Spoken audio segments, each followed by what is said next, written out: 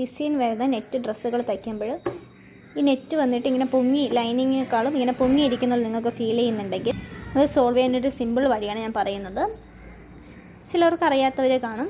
അതായത് നമ്മൾ ലൈനിങ്, അതായത് ഇപ്പോൾ നെറ്റ് വെച്ച് ഇങ്ങനെ ഫ്രണ്ടിൽ നിന്ന് തയ്ക്കുന്നേക്കാളും ലൈനിങ് എന്ത് ചെയ്യണം, ഇങ്ങനെ വെച്ചതിന് ശേഷം നമ്മൾ നെറ്റിൻ്റെ ആ ഒരു ഇതായിട്ട് നമ്മൾ തയ്ച്ച് വരുന്നതെങ്കിൽ നന്നായിട്ട് പതിഞ്ഞ് നന്നായിട്ടിരിക്കും. അല്ലെങ്കിലാണ് ഈ നെറ്റ് പൊങ്ങി പോകുന്നൊരു വിഷയം ഉണ്ടാവുന്നത്.